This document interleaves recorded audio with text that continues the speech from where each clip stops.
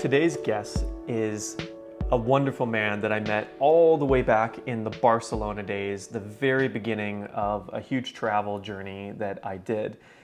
And to some extent, I would say that it's been this beautiful journey of watching Gautam here grow this beautiful company called Life Plugin that it was so funny, and this is what we're going to get into today. He originally taught me all about how it was an offline company where they're going to do personal development, they're going to do spiritual growth, they're going to do bonding and connection for people, transforming education for the future of the world in an offline way where it's all focused on live events. And that's why today's conversation is so exciting, because Gautam has probably got just so much wisdom from this year of COVID-19 hitting across the globe. And he's had to transform the company, obviously, to something that can be done online with that offline soul and heart built into it. So we're going to talk a lot about that today, and quite a bit about his own experience of connection and why that became important to him and how he's seen it become important to other people and why he chose to go offline in the first place. And maybe a couple questions about his close friend circle, and I'm sure we can dig in a little bit to the magic of relationships with you and Celia and share some of your wisdom on that in today's interview as well. So Gautam is just the ultimate figure, another one of these great people that just really represents the whole Fulfillionaire brand, and he's just an incredible person. And let's put that mug up to the screen. Gotta show people this thing. Do what others say cannot be done. Love it. Gautam travels with this mug everywhere he goes, which is a huge part of your story. Yeah. So back me up. What is Life Plugin? Very interesting. Bro, first of all, thank you for these extremely kind, generous words to start the interview with. The way you started just took me back into 2017, and I remembered how we met, like where we were, what you said in the first thing, and you said, "Hey, we got to hang out." Somebody told you about me, like some Mind Valley employee, because we were working in Mind Valley at the time. It just came rushing back in. So I'm super grateful for this conversation. What is the story behind Life Plugin? Is that it, right? What's the question? But also, what do you remember the first time we met? Yeah. Because I don't even remember that. I remember. I don't remember. Yeah, I remember. What was it? We were, I'm not sure if it was on the third floor or the ground floor where the whole conference happened, Mind Valley U.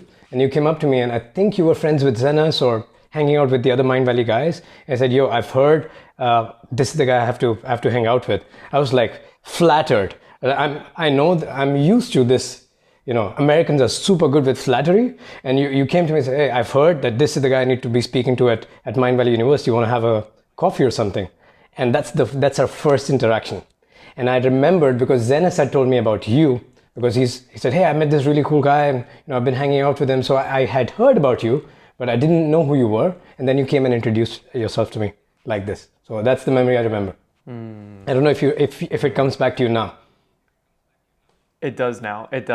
And I remember, with a lot of things back in Mind Valley U Barcelona days, being quite nervous about that too. But I think especially when you're like, I don't want to say I was intimidated by meeting you after everything people had said, but I was definitely like, wow, I feel like I'm going to have so many questions for this guy. Yeah, so now you're being too kind. I remember running up and I had so little time. No, really, truly. And even today, I would say I have such a series of questions to go through with you, and so much that you could teach that I'm curious to dig into it all. Let's hope. Yeah, if you want to give a brief 60-second synopsis of what Life Plugin is now, and then maybe if you want to go into what is Life Plugin becoming. Interesting. So we're in the business of engineering experiences that create friendships in the context of growth. That's my intention. So every single experience that we want to put up offline or online now is centered around how can we engineer friendships in the context of growth. And I think this is the most important aspect of Life Plugin that I knew it feeling wise, but I was able to articulate it throughout this year because I had to spend a lot of time reflecting on what is the core essence of the organization, because we couldn't do offline experiences anymore. So what we had to do was to go back to our drawing board, see what is the core essence of what every single thing Life Plugin does, and then take that essence out and put it up in through different formats, whichever one is available to us. Right? So the essence is that every single thing that we're creating is to create a playground for growth. And there's a specific reason where I'm not using the word personal growth. And that's, this is my recent obsession where I'm very happy because Life Plugin it's very clear to me that it's an anti-personal growth company. It's an anti-self-help company. And what we're in the business of is to create, how can we engineer experiences that allows friendships to form in the context of growth? And this is something that I call, elevating friendships, and we can go into this. And this is my new research subject for the next 1.5 years, because I'm working on a project that will center around, what is this concept of elevating friendships? And obviously this is a subject that has deeply touched me in my life. And so it's a very personal thing.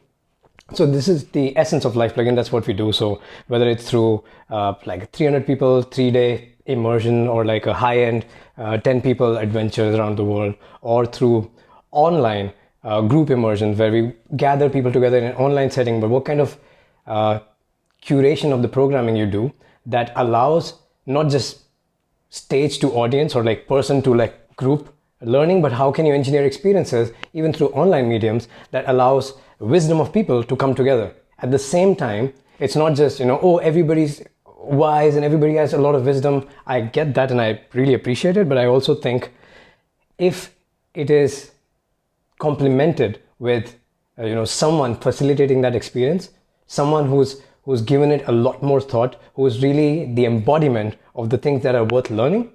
And when we combine these two things, that's where the magic happens. So whether it's through 300 people events or like 1,000 people event that we are scheduling next year, or like 10 people adventures that we do, which are a bit high end and more personal, or like online memberships or online programs that we create, every single thing is centered around creating a playground for growth. So that's the essence.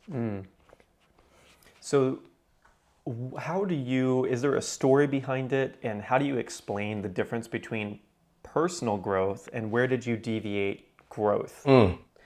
Yeah, so I'd been this year especially. So this year, like you mentioned in the beginning, we were in the business of offline experiences, a bad business model to be in.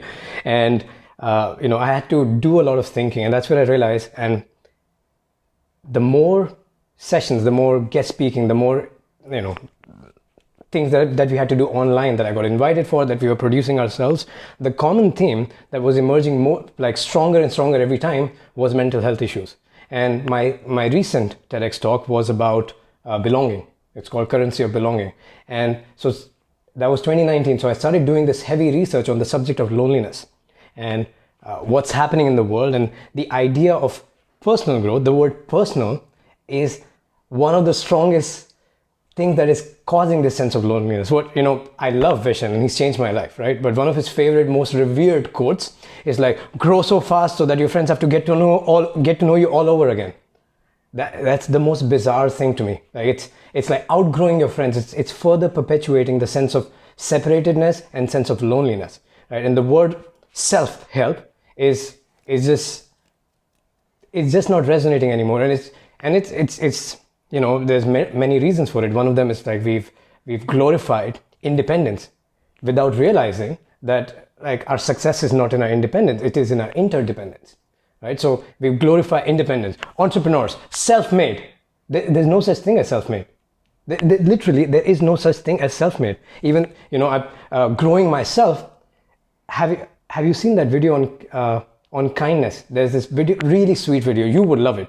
It's a video about random acts of kindness. There's this girl who's walking on the sidewalk and she has a balloon in her hand, like a helium balloon, and she drops it, and then there's a construction worker catches the balloon because she was crying, and her mother was walking and trying to console her, and he just catches the balloon and gives it to her. She gets a smile on her face, a random act of kindness.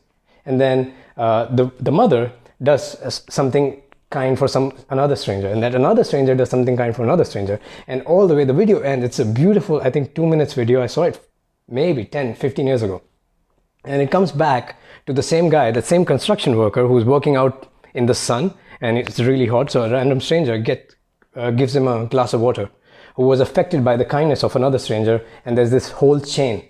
The idea is that, when you're kind, it's kindness just grows. It's not personal kindness. It's the same thing with growth. When you grow, there's no personal, when you grow, humanity grows, if you think about it. Right? So every fluctuation up or down, we are, whose quote was it? Jason Silva. He mentioned it, it's not his quote. It said, rising tides must lift all ships. Right? So it's like when you are growing, every single thing grows with you. Right? And when we think we are growing personally, we're not. Like somebody else facilitated our growth.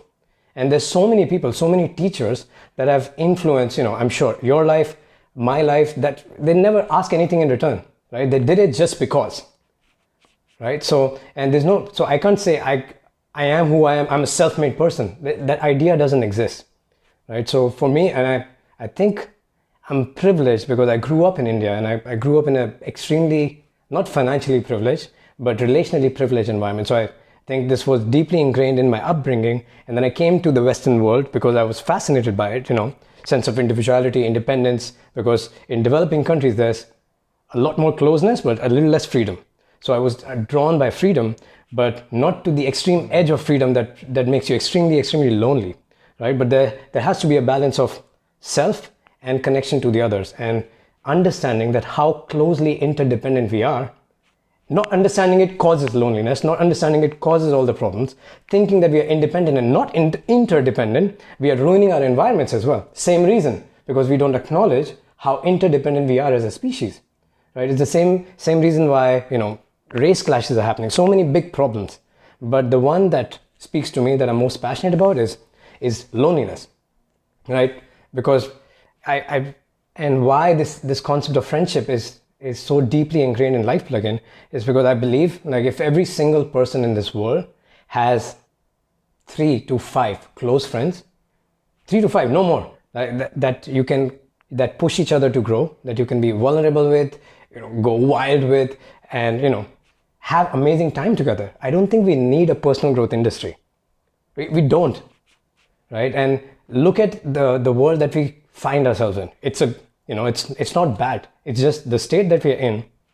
We don't have a concept of best friends. Like if you ask someone, who's your best friend? Best friend means by definition one, right? The top friend. Tell me the name, right? And right, if you ask my parents or generation before this, they know their best friend. They ask them, yeah, straight one name, right? And now, because we are privileged, the world has become small enough, right? We change our location every now and then, right? We keep on changing communities every now and then. The concept of friendship has disappeared. Connections is disappearing or is becoming diluted, right? And we are moving away for what?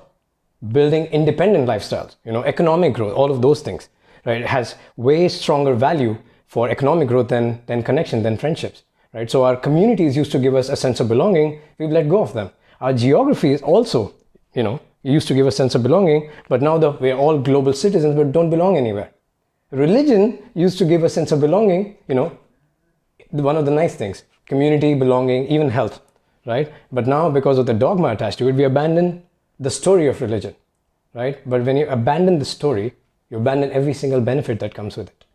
So we are right now, we are social animals floating in this anti-social society, moving to different places, letting go of our geographical anchors, religious anchors, in the name of building independent lifestyles, without acknowledging that independence is not the goal. Like, our success lies in interdependence. And this is why, like, if you go to villages, communities, blue zones, they don't have therapists. They don't have coaches. They don't have mental health issues. They don't have mental health awareness campaigns, right? So what we're doing is we are cutting ourselves and then inventing band-aids. So that's the kind of, at least my delusion about the state of the world. And I think there's a lot more people who resonate with it. So those are the people who come to join Life Plugin. Absolutely. I've never heard you describe this, and I love it. I love it. So let me describe a story, a common story that probably most of the viewers and listeners can relate to. Mm-hmm.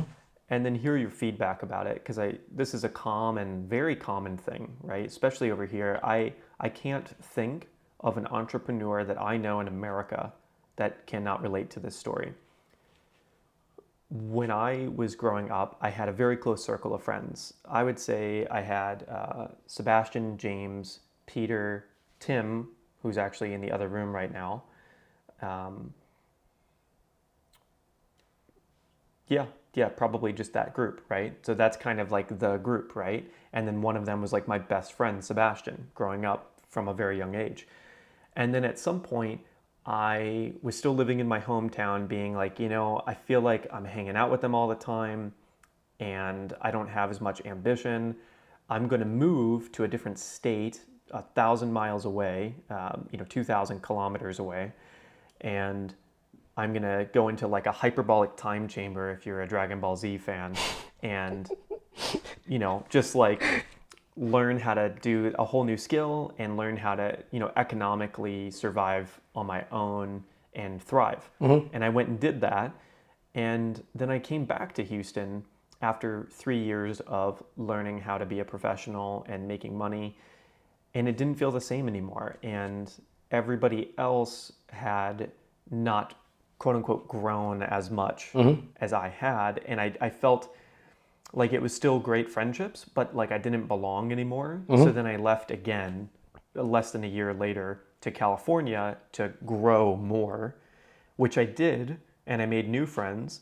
And then I left the corporation, started my own business, and I got really successful. And then the friends I had made that were of that next growth stage, I felt like I didn't belong anymore. So I made new friends.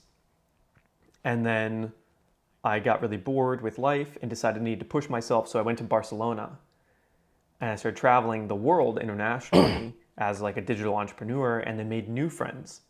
And then the friends I made in Barcelona, eventually I got to a point where I was like, I don't really resonate with them necessarily anymore. And I found people I resonate with even more.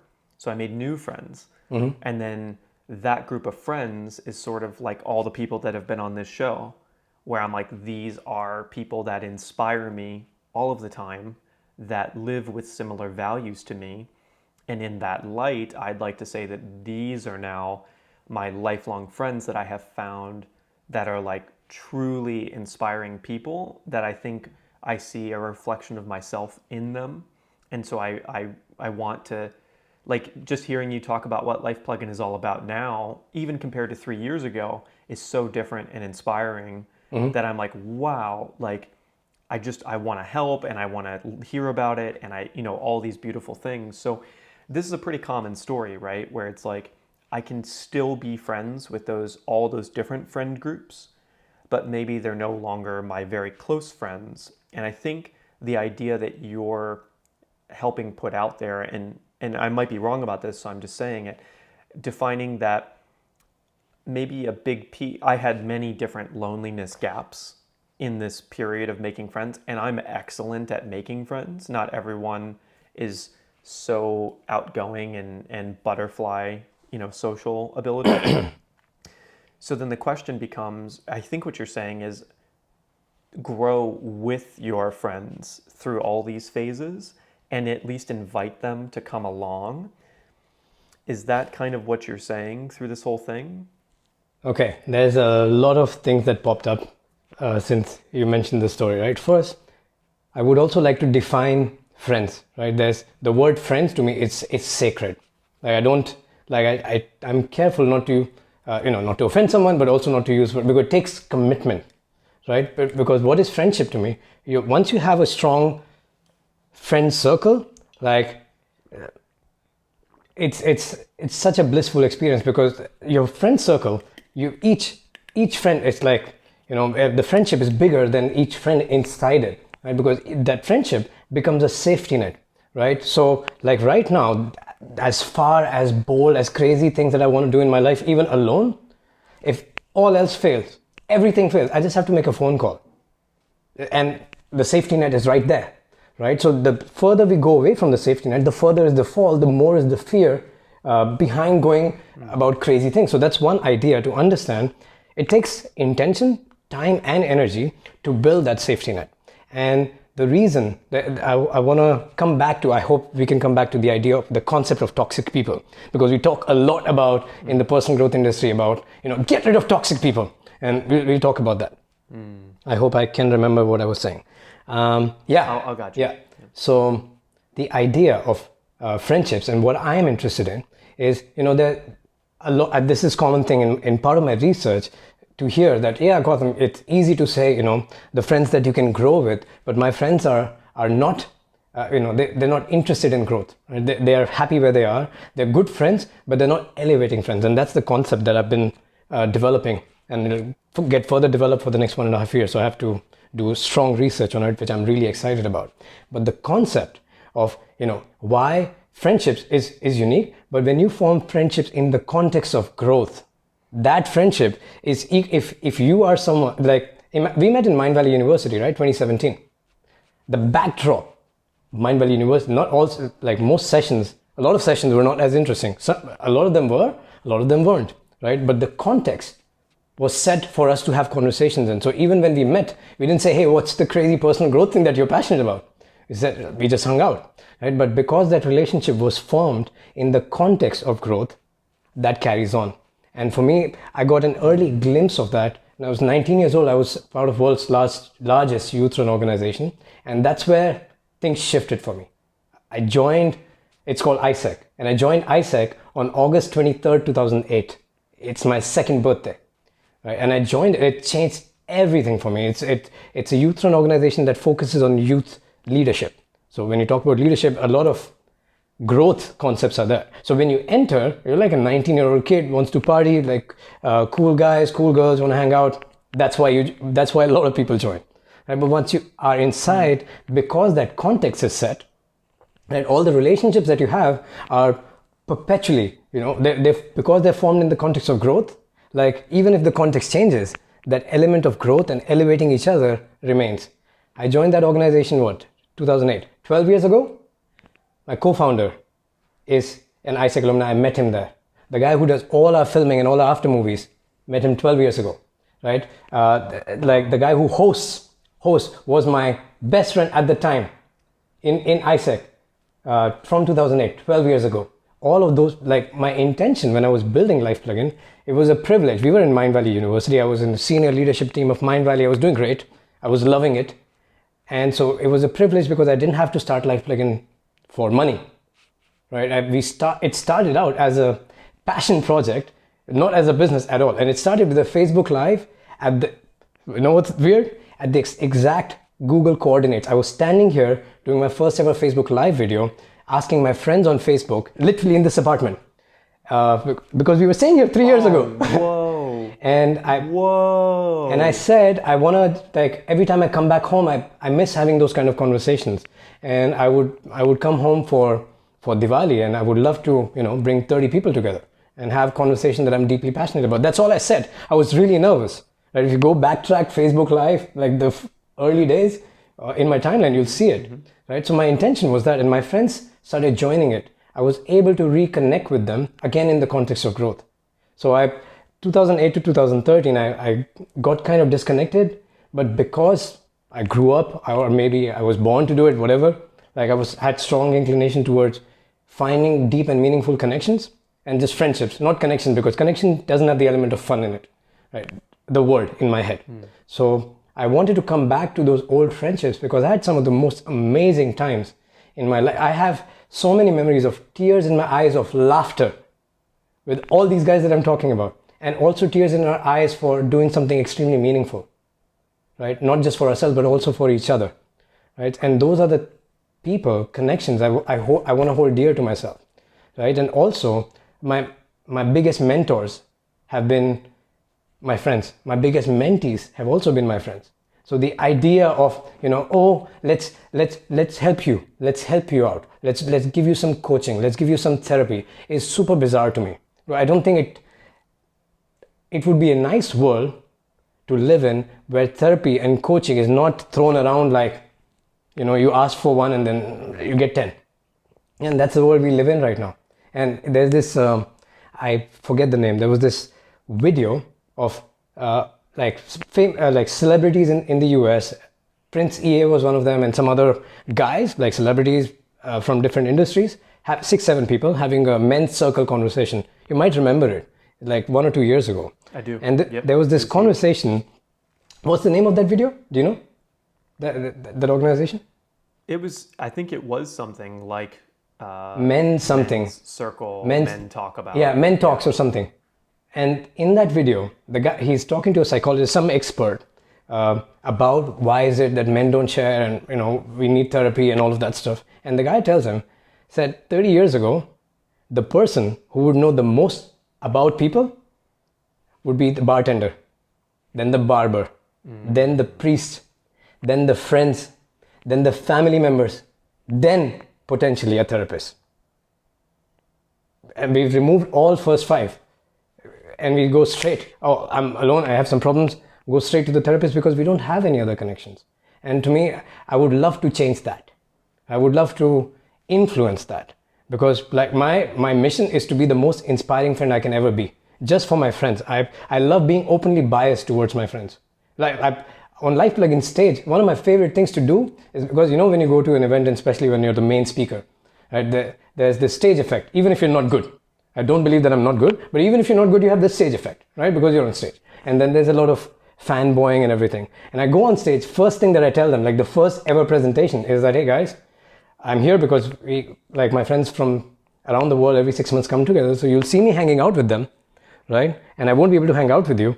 And this is why I come here to chill with them. And the intention is not for you to be friends with me, but like find your own 3 to 5 to 10 friends within this group. And when you set that context, you set the backdrop. Right? When you set that context, I said, this is what I do. And I put pictures of our closing party, 8 a.m., our eyes, super tired. And we've partied for like 10 hours and we just finished a 8-hour long gratitude circle. That's the picture I put up. And then I show other case studies of how other people are finding their friends, business partners, love partners within that ecosystem as well. So it sets the context.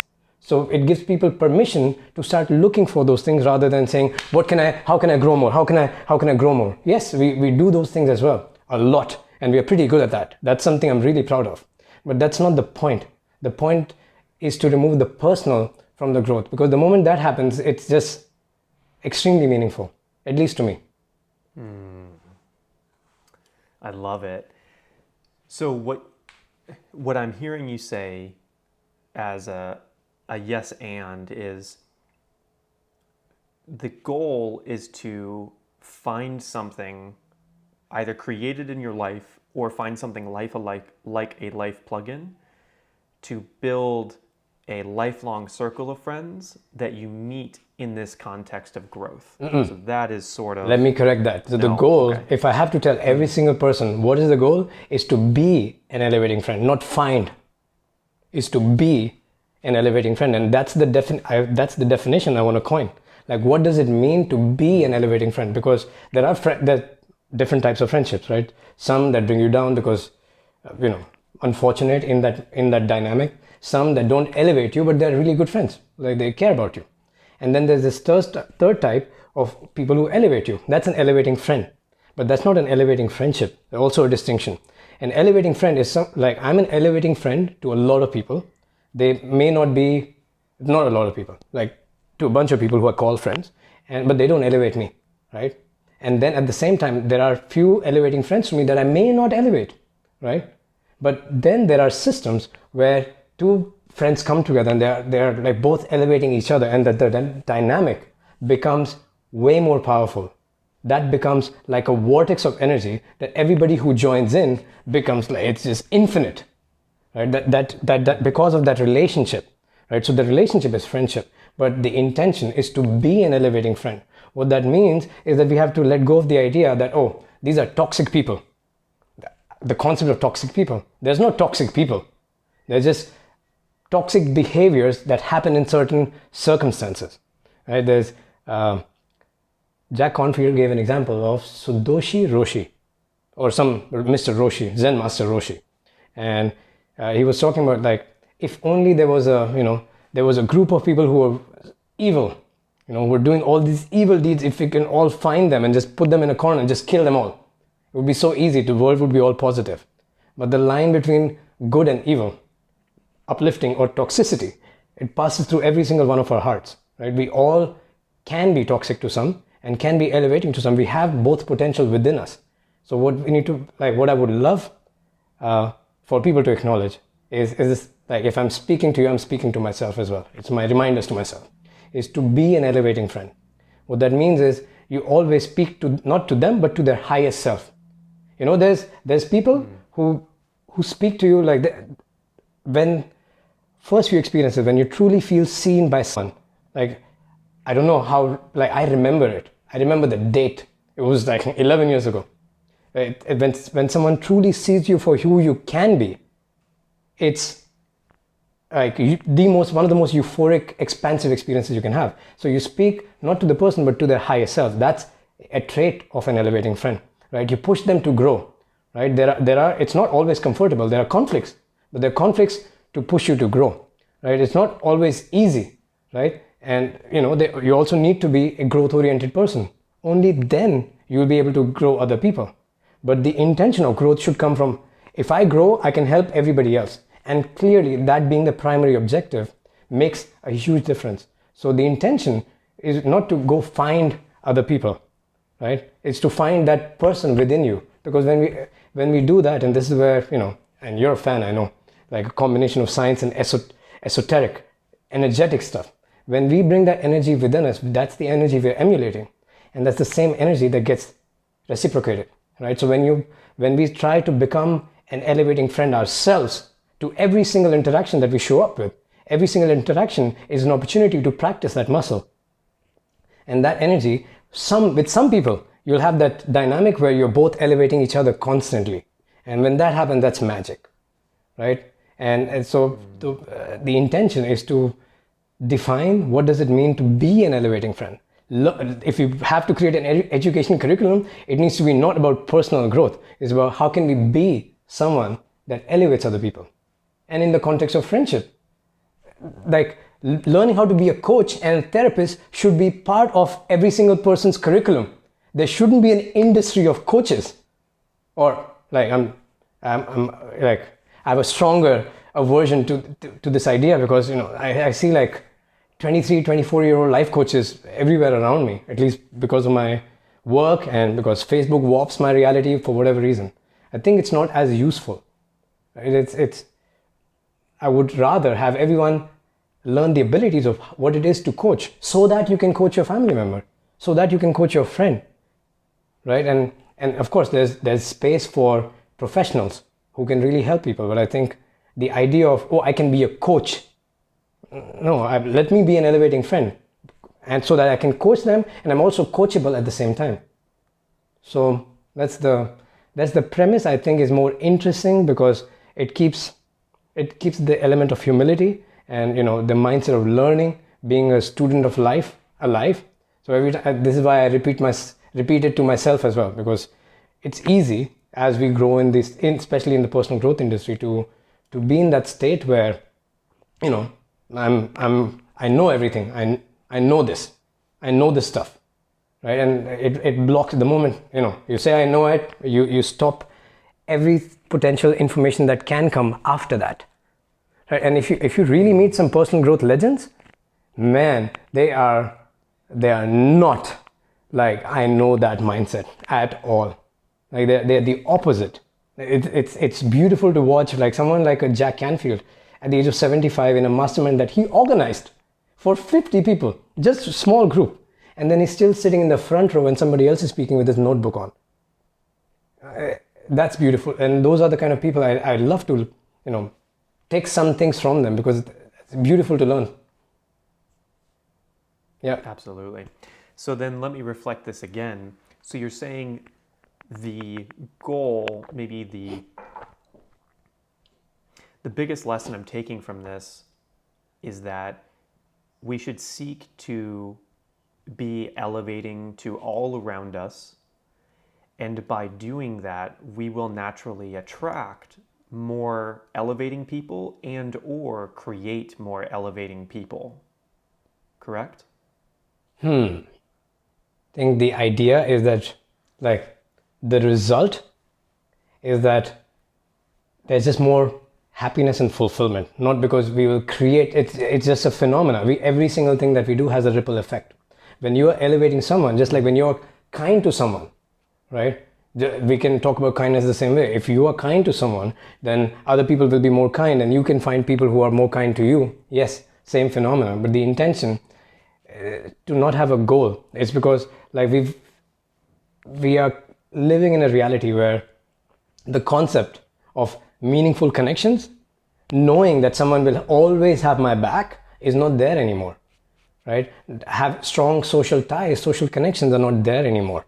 And the most social connections happen when in a social setting, we are adding value to each other, right? When we are healing each other. I was reading this book by Lynn McTaggart, Power of Eight. What they found, the Maharishi effect, where you've heard about it or no? Yeah, but go ahead and explain. So Maharishi effect, I think it was done in 1992. They did an experiment where a bunch of serious meditators meditated, like a lot of them, for bringing more peace to a city. And during the period of the meditation, they started noticing the crime rates went down and a lot of other markers going down. Wasn't as crazily scientifically measured, but they were seeing that correlation. Then this woman did a bunch of peace experiments, one with Sri Lanka, one with Palestine, and they measured it really, really strongly. This book is really, really cool. And they created this, it made it undeniable that we're all kind of part of this psychic internet. And to log into the psychic internet, you need collective intention. Same intention. Power of intention is super, super powerful. And then it led her into creating smaller groups and Power of Eight. So she was doing group therapies for groups of 8 people, where you gather people in a group of 8, and one of them goes into the hot seat and says what their problem is or what they want to heal, and they're tested with physical ailments. And then everybody will have a clear intention, and they will pray and meditate and send intention at the same time to that person.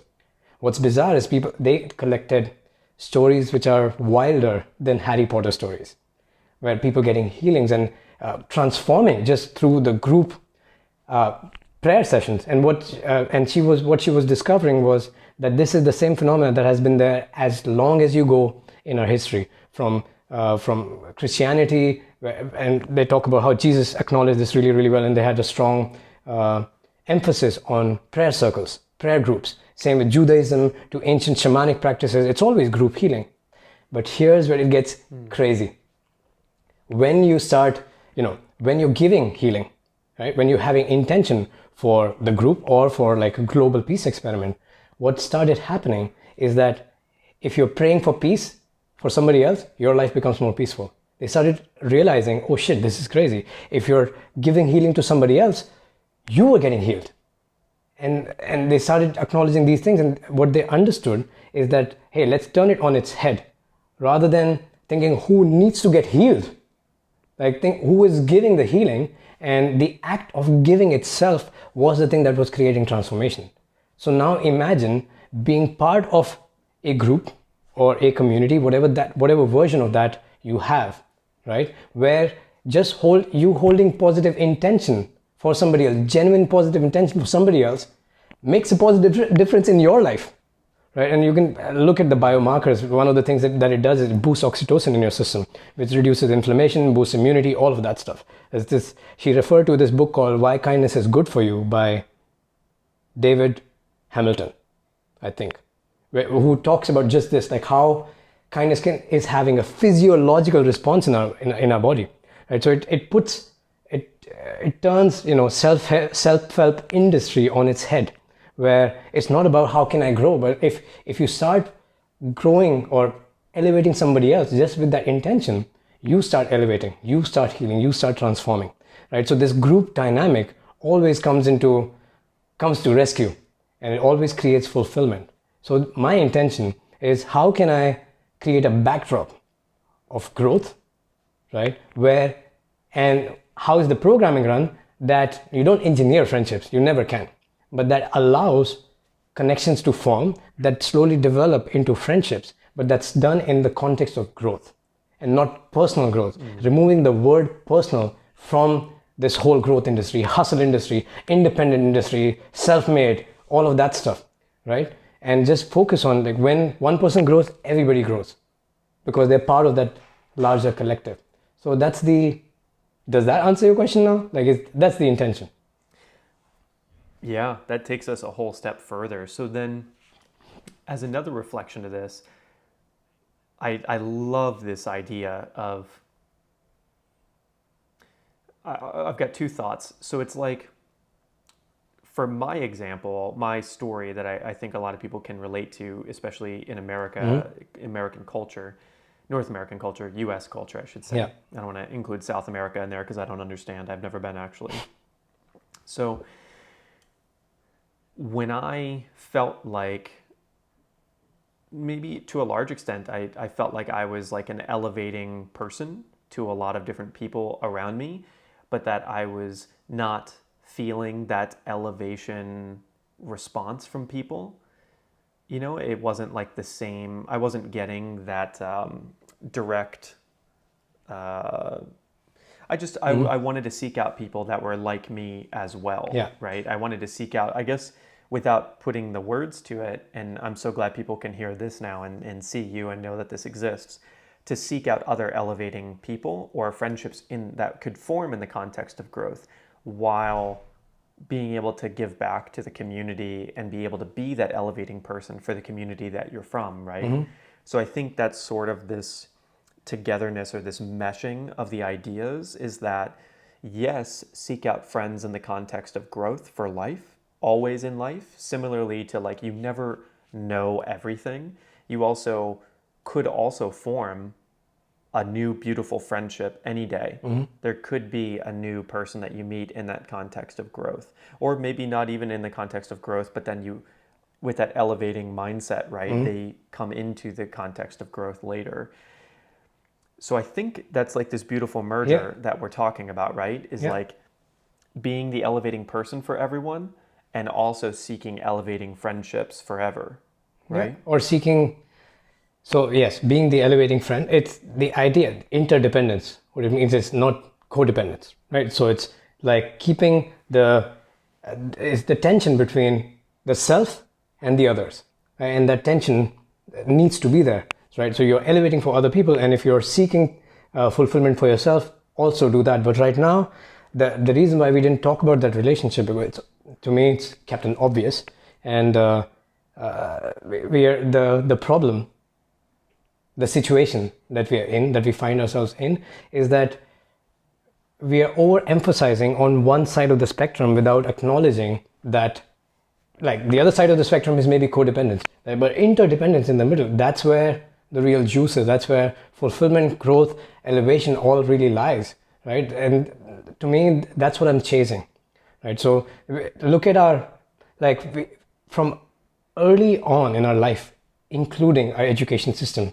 This is why I think hindsight 2020, that's why I started in the realm of education and talking about how we can drive our own education. But right from our education, we are educated on what? Think about yourself. Outgrow everybody else, right? Asking for help is bad. It's called cheating, right? So right from very early on, we are educating and over-educating. You know, there would be a nice curriculum if there was like you get equal points or marks for, you know, excelling in different domains. At the same time, equal points for, you know, you doing something collectively together, something that elevates the entire class maybe, or the group assignments, right? Equal weightage. But right now it's like, when I was in my education system, it was 90 or 95% and 5%. Right? So that's how we start our education. That's how we start learning about the world.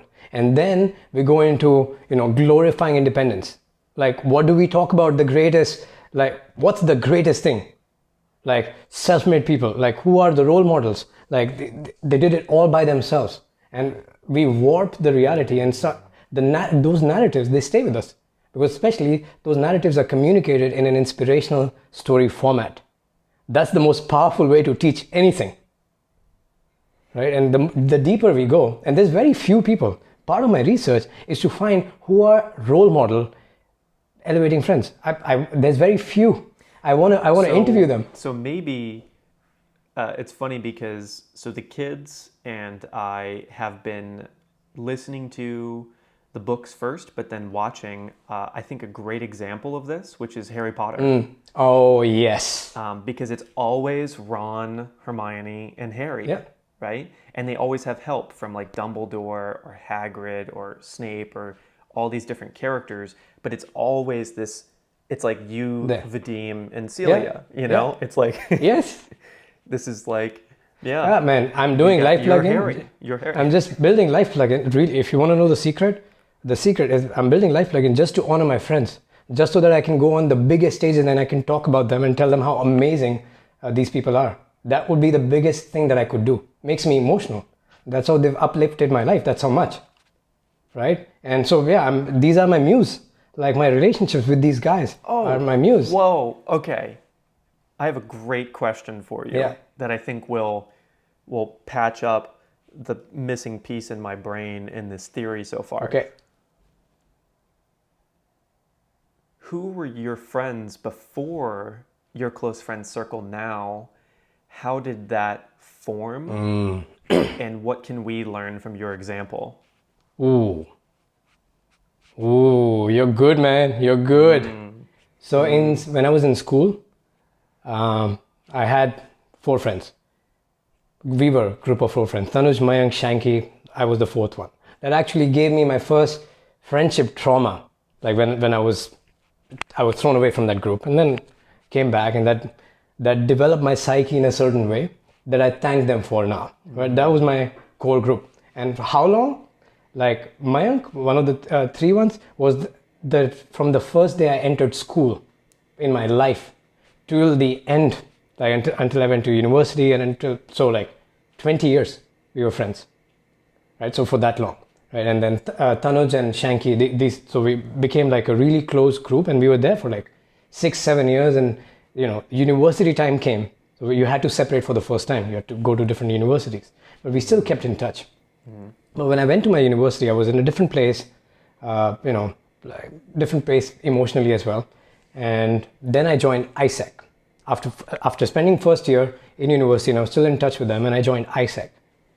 And because of the wounds that I carried and traumas, and I was looking for something different and trying to find, is there something more to life than engineering? And I joined ISEC. That's why I remember the date, right? I joined ISEC and it changed everything to me, right? And my friends from that time are still my friends today.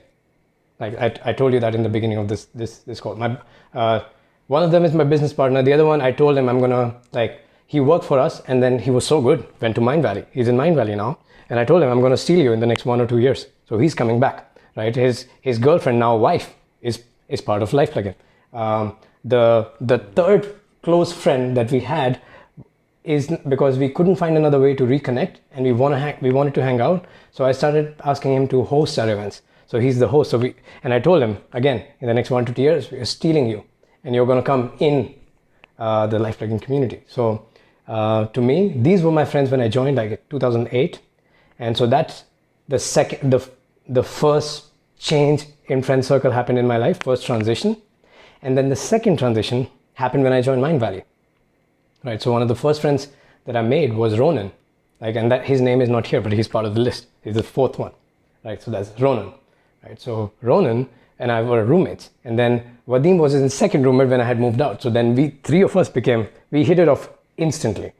Right. So that's how the second group came into being. But this is when I started Life Plugin, and something called me back to India to do these events and, in a way, bring my old friends and merge the 2 groups. I don't know if this is where it gets spiritual for me, because maybe it was pointing in that direction to, acknowledge the value of these friendships so much more in a much different context, that I went away, and I remembered how amazing I felt, like how expansive I felt, to the point where I said, in school I thought like we would be friends for life, and then we weren't, because I joined ISEC, and ISEC was literally like a different birthday. I was born again, right? So I said, okay, these ones I'm sure I will be friends for life. And then I went and felt like again in Mind Valley.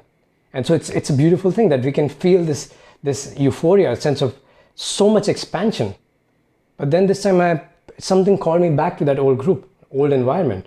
And we went back, And then now both of these groups are merged together, right? And so to me, all of them are like, there's about 10, 15 names that I can name, which are my friends list. But elevating friendships, close friends, it takes a bigger commitment. I moved to Barcelona because we made a commitment. Hey, Vadim and I, we want to engineer our lives in a way that we'll move together in different cities so we are always close. Otherwise, it disappears. It takes consciousness, right? All the other friends couldn't do it, right? And so the close people, Celia, I married. It was easy. Ronan was left in Kuala Lumpur, but he started feeling it, and he's the one who's the most single individual. Like, he's a teacher, like a Buddha. Doesn't need much connections. He's outside the usual spectrum. But he started feeling it, and now he moved to Europe. He's moving to Europe in December, right? So we are conscious about the fact that the proximity plays a role. If we want to maintain this relationship, proximity is important. And with India, if we want to maintain that relationship, Life Plugin Summit was important so that we can meet every 6 months. And once every 6 months was not good enough anymore, so we created another event where we can hang out with just the closest people, 10 people event, right? So, and of those 10 participants and then 4 friends, we run the whole event, right? And we go through the entire process together. Not relevant, but we decided, hey, we need more opportunities so that we can reconnect again in different contexts that we are setting. And because I just happen to be passionate about personal growth, it influenced my life quite a bit.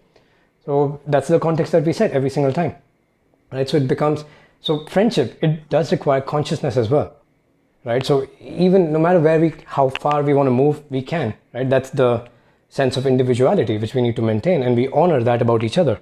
That's one of the principles of being in a relationship which is elevating, right? Relationship being elevating, right? There's a sense of individuality, sense of growth alone, but you know that the other person, like, you're not going to go too far. Like, if I'm going too far and if say Vadim is here, I'm going to lift him up because not fun anymore. If he's going too far and I'm behind, he's going to lift me up. It's not fun anymore, right? So it takes that consciousness. And I think it took me a few experiences of moving from one location to another, having really, like, every time I left, I cried. And the only times I left, like, the only times I've cried, the few times were in these moments of separation. That's all. Like, and I've cried like I've never cried before. Like, and there's like 3-4 times in my life. And every single time it was in those moments of separation, even though I was heading towards success in different ways, different definitions, but it wasn't resonating in my heart because biologically, it's telling me that's more important, right? And I'm choosing to follow the culture scape that Vishen calls it, or the current narrative, that no, you have to be independent, build yourself, right? Just go alone, outgrow your friends, grow so far that your friends have to get to know you all over again every 6 months. And then later Vishen changed it to every 1 month because you have to take a quest a month, right? And that's his core. But to me, the difference also became clear that that's his core.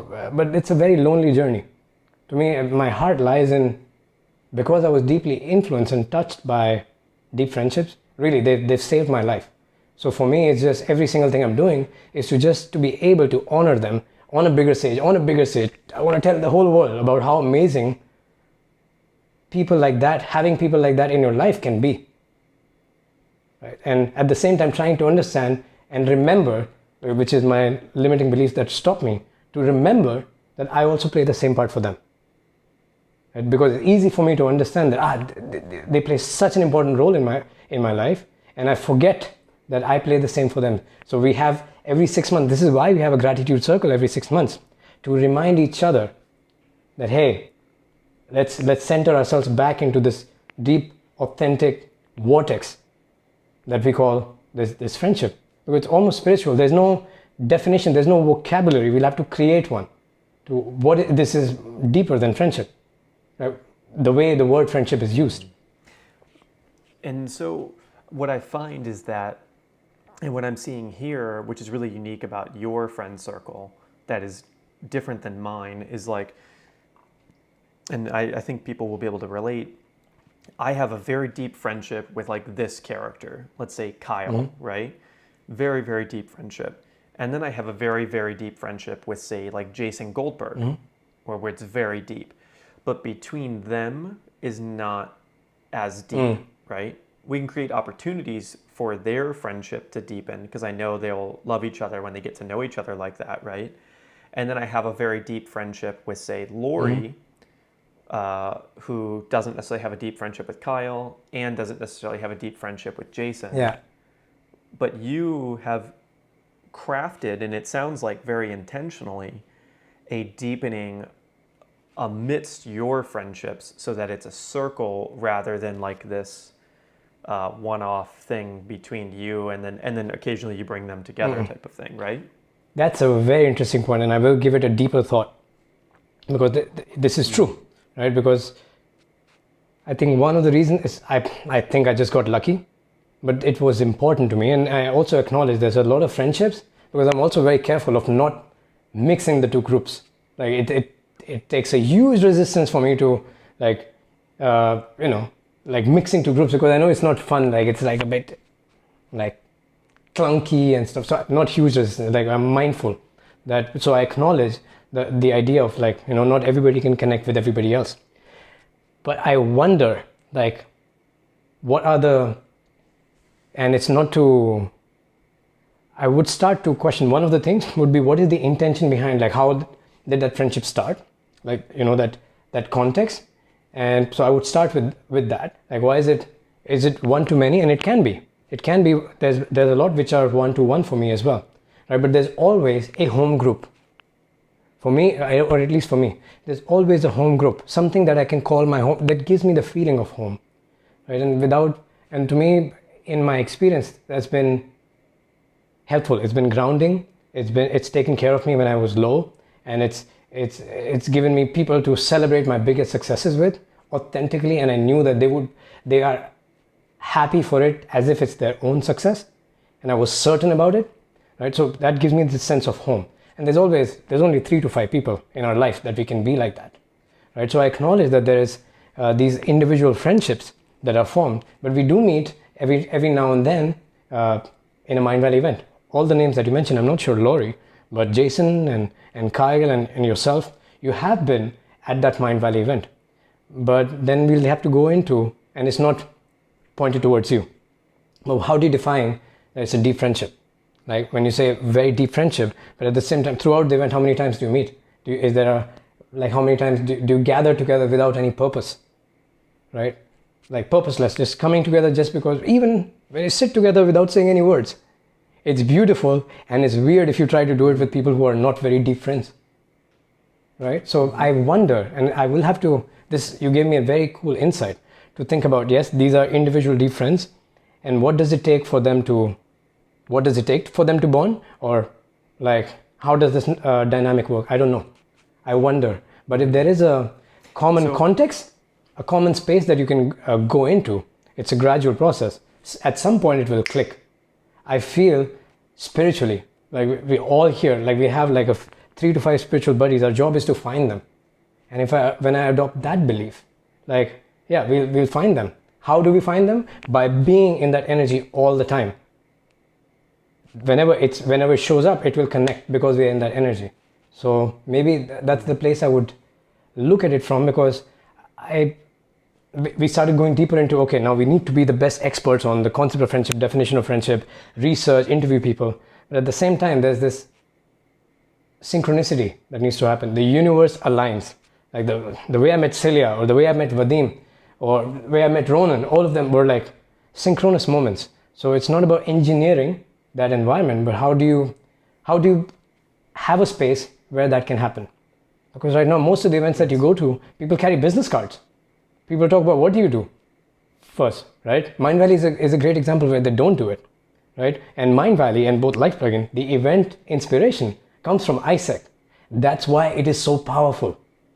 Vishen was also part of ISEC, founder of Mindvalley, for people who don't know, right? So a lot of the cultural things that you see at an A-Fest or Mindvalley U, where do you, like sugar cubes, dancing, hugs, they're originating from ISEC from 30, 40 years ago.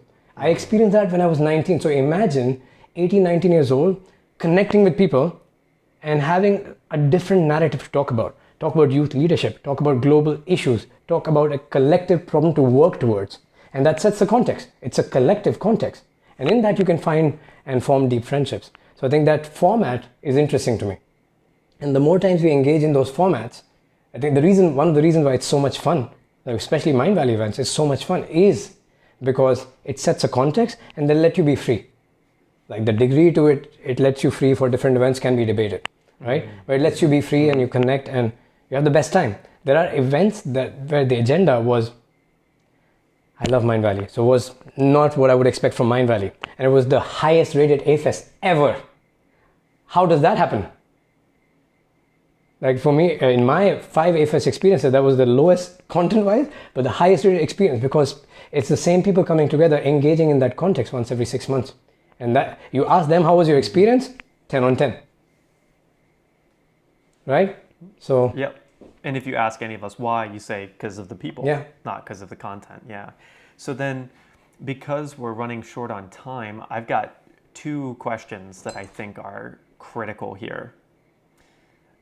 And because of who you are and your relationship with Celia, I have to get at least some of your thoughts on this answer. How does this all work in the context of your significant other or relationships? Because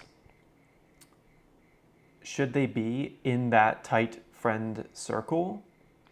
And how does that play? Like how do all of these concepts play into your significant other or relationships? Yeah.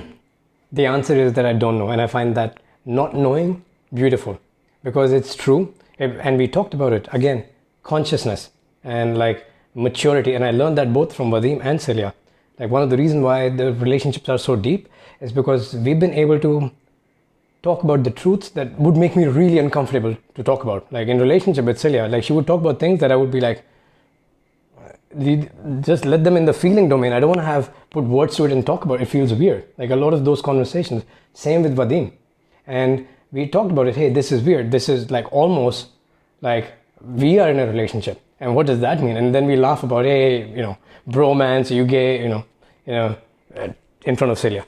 And we acknowledge that hey, this is something unique, but at the same time we acknowledge because we were able to share our truth with each other, and we've had moments where the 3 of us and Ronan, 4 of us, have come together and talked about it. Like this is what this relationship means, and this is the essence of it. So it wouldn't bother me if something like this happens, and they would give extreme examples, and their ability of speaking the truth without any hesitation is something that has been inspirational for me, right? And that's the thing that I try to embody from them, both from Celia and Vadim. What's an example? Like one of the examples, like with Vadim's persona. One of the examples was like it was like a playboy or not playboy, like single, good with girls.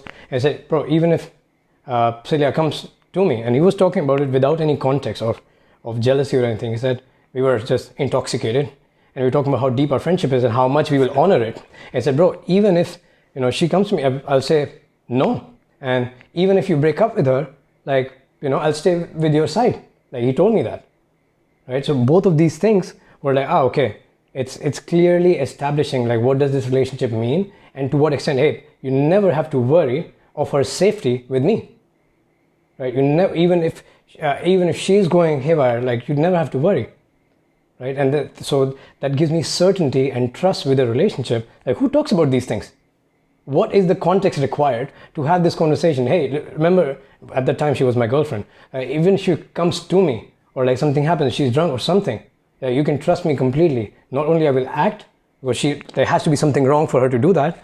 Not only I will not act, but I will make sure that I protect her. You can trust me. Like we've had those conversations because we spent enough time together, and the only direction you can go towards is deeper and deeper every single time you have a conversation, right? So again, the kind of experiences that you choose, that we chose or that chose us, were supportive of us to have these kind of conversations, and psychedelics is one of them, right? We had these conversations where we're talking about unity and completely going outside our ego and having, we would take psychedelic substances and have conversations around this. Like, hey, what's important in life? What does this friendship mean? It's not friendship. It's almost something like spiritual. We don't have a word for it. So I think, and again, like we've done different like travel experiences together, deeply vulnerable experiences we ended up having together. They're not triggered by psychedelics, but otherwise, right? So all those experiences combined, they allowed us to have these conversations that I never thought I would have. So the ability of speaking our truth, even when it's uncomfortable, right? That thing has created this sense of safety and certainty within this circle, that there is no doubt and there's no fear, even to the point that even if any relationship breaks with Celia or with Vadim, we know that like the friendship will still last. I'm afraid of that even when I say it. Like I feel it in my heart the moment I said it, but it's there. We talked about it, right? So I guess, yeah, there's no advice, but I think we only have to be lucky like once to find these kind of people. So I guess. Truth. So then the other question is, and thank you for that answer, in hindsight, when you left to go to ISIC, you didn't leave happy. I'm sure you left sad that you were leaving your friend circle that you had grown quite close to, that initial very tight-knit group of 4 you said. And then when you went to ISIC, you found that, wow, this is going to be a highly elevating experience where you probably met a lot of really great people. And then when you left ISIC to go to Mind Valley, you probably weren't thinking, I'm going to meet a new tight-knit group of people, but you did, right? In hindsight, is there any conversation that you would recommend now that people have heard these stories? Let's say there's a 20-year-old who's getting ready to go on a journey like that, who is not necessarily seeking to like up-level their friends, but after hearing this conversation might start to expect that that could happen. Is there a conversation you would recommend people have where they're going to likely, because like, yes, you still have those 4 friends from your school days, right? But no, you don't live in proximity and you don't spend the amount of time you used to with them, right? Is there some conversation we should have, or do we just let that flow naturally and just let the skin shedding of a snake sort of thing with friendships just happen?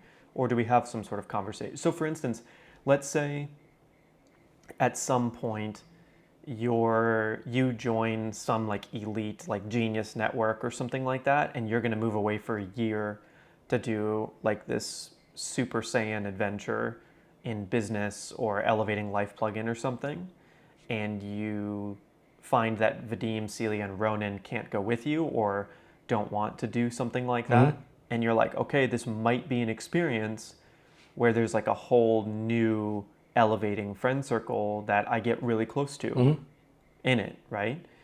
Well, A, are you open to that, to having another series of elevating friendships develop? And then B, would there be a conversation you would have with them beforehand? Interesting. Okay, let's answer this question first. The answer, if I would be open to it, yes, but I'm not seeking it, but like, because my goal is to be that friend, right? So because the reason why I like the term elevating friend, because it has the growth element and has the friendship element, which is to not expect anything in return. Right? I'm not going to a networking event to find friendship. Maybe I'll find one, but I have an aversion when someone says networking events, don't want to go. Like masterminds, don't want to go. Right? There's some beauty in it, but I have a internal resistance to it. Right? So my intention is to be that elevating friend, and this happened to me last year, 2019. I connected with 2 incredible people. So in my experience, what happened, like Panache is one of them. Panache Desai is one of them. He's the reason why I ended up meeting Jack Canfield and going to Costa Rica with them, right? I was completely out of place, right? Like they were really, really far ahead in their journeys, at least professionally, professional success. So I was there, and Panache took me there, and we had a great time. It was there was no intention for him to take me there, but like just because we formed such a deep bond, he took me there. Like we went together, not he took me there. We went together. He offered, and I said yes, let's do it together. Right? And the same thing happened with Shamal, who was also someone I met in February, right? And then what I did is that I invited them to our group because this is something I'm always talking about. So I say, hey, yeah, these are my friends. Like there's a group of 10 people that you can hang out with, connect with, blah, blah. And then this is my home. Celia, Vadim, Ronan, they're my home.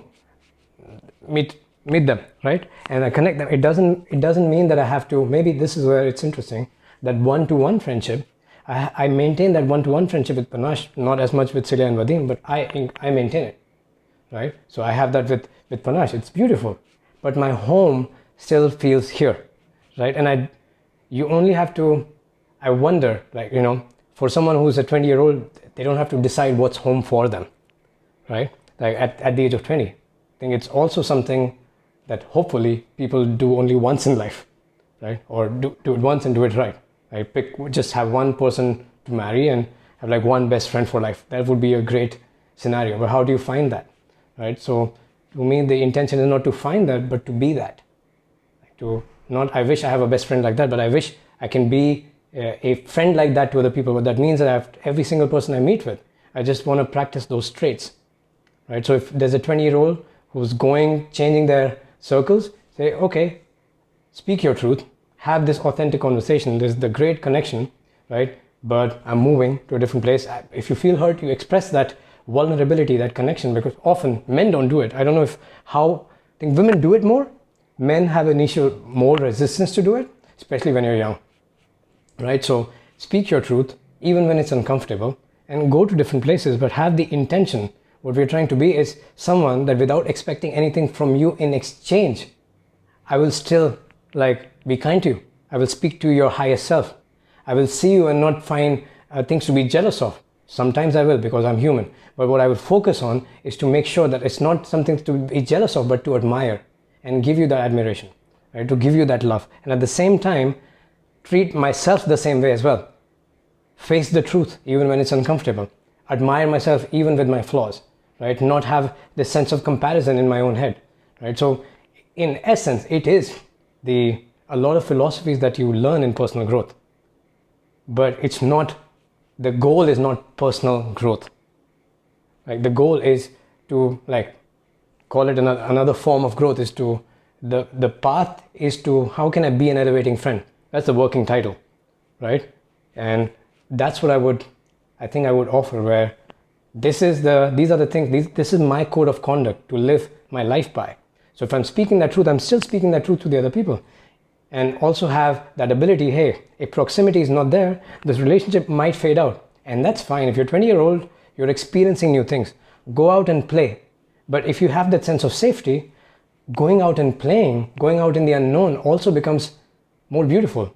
Maybe the roles that my past friends played in my school circle, the only role that they played is I knew that I was safe if all else fails.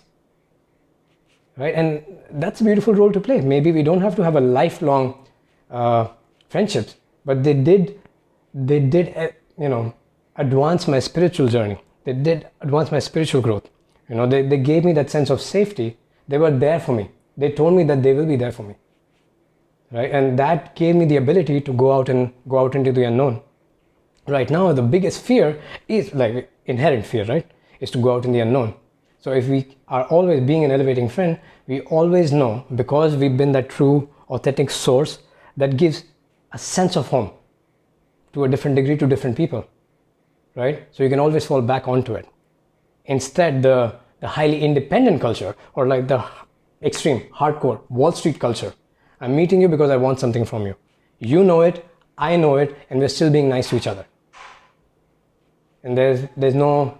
You can only count on it so long as there is something in it for them, right? So that level of authenticity comes from showing your true self, bringing your darkness also in the relationship, shining light on it, and being vulnerable with each other, and even talking about these dark things that you have in your mind. Hey, I think it's just about this relationship is just about to get something from you. That was my initial intention. That's the kind of truth which is really uncomfortable. But if you want to deepen a friendship, and if the friendship initially started because you wanted something, say it. It will actually help. It will actually help. That's what I wanted, but I just want to, come clean. It will actually help you get that easier and in a more fulfilling way, where you will not feel like an asshole within the whole time that, I'm using the other person. If you tell them, hey, this is something that I want. And which is so funny, because if it's an elevating friendship, which I feel like ours is, if you were to be like, hey, Skip, just so you know, like the entire time we've been friends, I really would love for you to do blank. I'd be like, oh, I would love to do that. I would love to help. Yeah. Yeah. Sure. True. Why didn't you say that like 6 years ago or whatever, And right? think about how much, even with this thought, there is resistance, right? Because right now we haven't, when we talk about friendships, again, we haven't had that close proximity. We speak once every 6 months or something, right? On an average. Sometimes more, sometimes less, right? That's not a sign of if I look about a friendship, deep friendship, every time we come, we feel like, it's like nothing changed. That's a great place to start. That's a spark.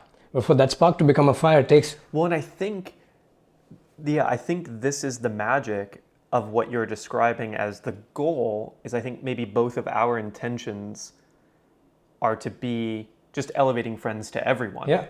Just to be an elevating, not to everyone. Right. Just to be an elevating friend. What does it mean? It's not about the other person anymore. Right? It's just, what does it take for me to be an elevating friend? Like, what does it mean? And I practice that muscle every time, in every interaction. With a stranger, with someone I don't like, with someone I like.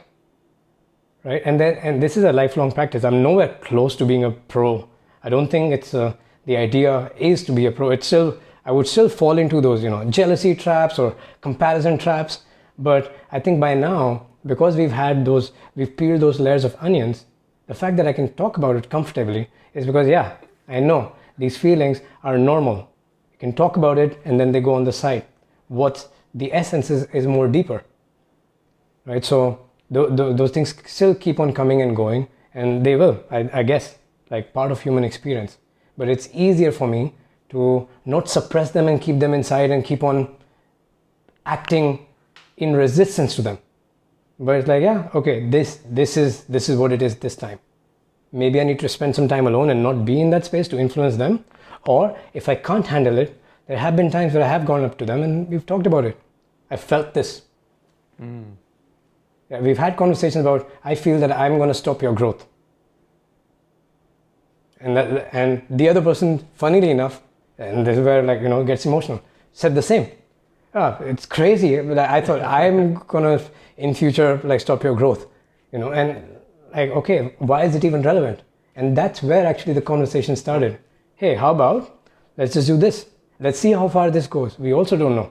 At some point, maybe, it's hard to envision or have this conversation, but maybe there'll be different relationships in the future. But at least, if that does happen, it would be if someone betrays somebody else, we talked about that as well. If someone betrays somebody else, that would be the biggest spiritual journey that we can experience. So bring it on, right? I'm afraid of it, but I know that it will be there to teach me something so meaningful in life if that does happen, right? But the fact that we can have that conversation already gives me comfort that it won't happen from an ill intention, right? If it drifts away, we'll still talk about it. Life goes different ways. If that does happen, if we can't control it, nothing is in control, right? Except our intentions. So far, so good. So let me ask you, Gautam, when people listen to this, watch this, and just fall in love with everything that you're saying, where can they go to learn more? Where can they go to see more about Life Plugin and learn more about these ideas and concepts? How can they follow you? Okay, so Instagram, best platform for my name, Gautam Khetrapal. I think it'll be in the show notes or something. It's just my name if you find that, or Life Plugin. You'll find that on Instagram or the website lifeplugin.com with a single G. Life Plugin, like an internet plugin. So these would be the best places. Beautiful. Well, thank you so much for coming on the show, man. This has just been amazing and enlightening, and I love all the personal stories that you put in there, and I love how we were able to kind of go through that experience and show people what that might look like too in all these stories that you shared. And, you know, it's so funny because I thought we were going to go a slightly different direction. Me too. Which I guess we'll go on episode 2 at some point. Like what? But I just got so fascinated with this idea, and this is a new thing that you're working on right now, right? This new idea. The idea. So I had this. Once we were able to articulate how it is, like we're not competing with any other personal growth company anymore.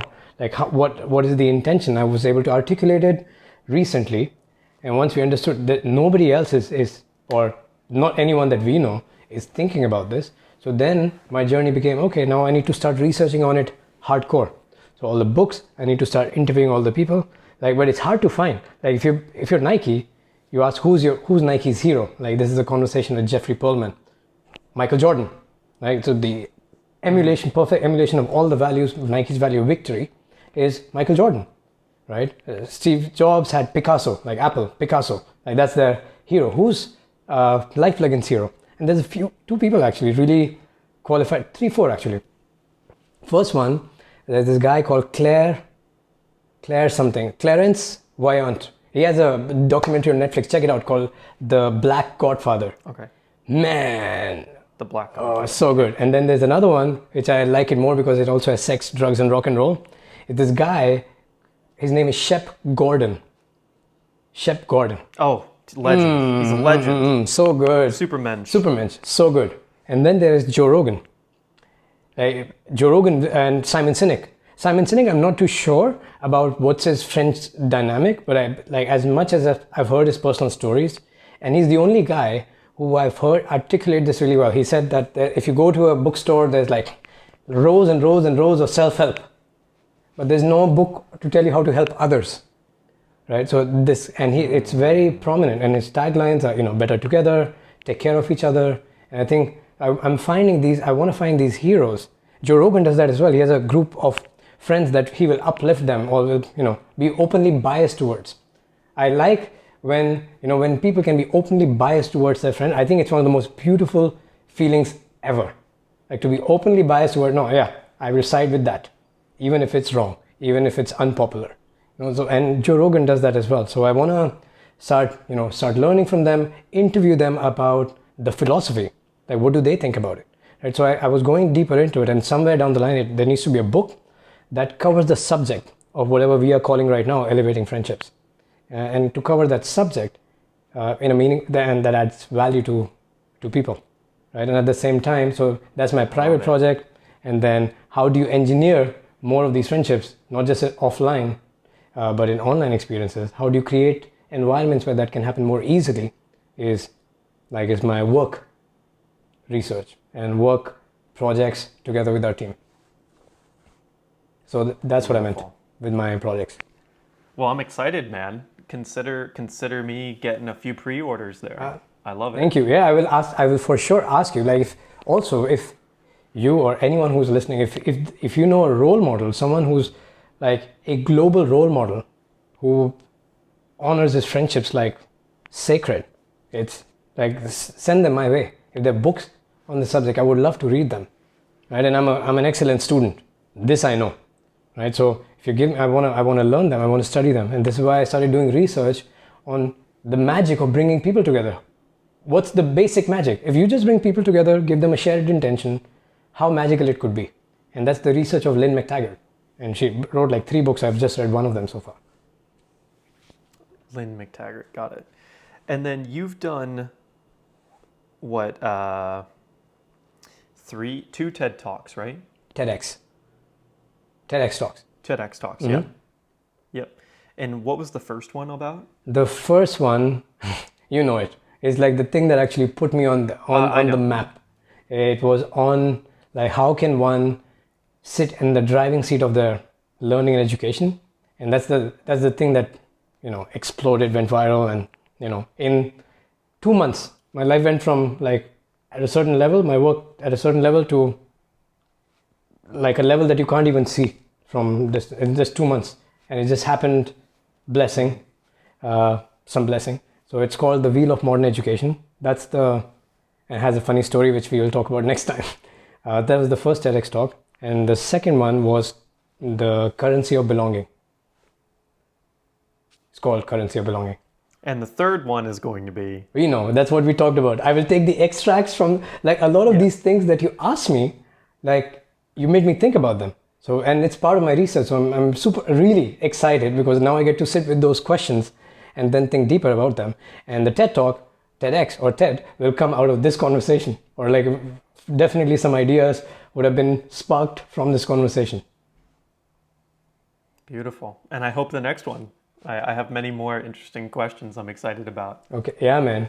I would be happy to. Like, it was a fun conversation. It was good because, like, also got to catch up because of trying to do this podcast and delayed by 2 weeks. Thank you for delaying it because I got COVID.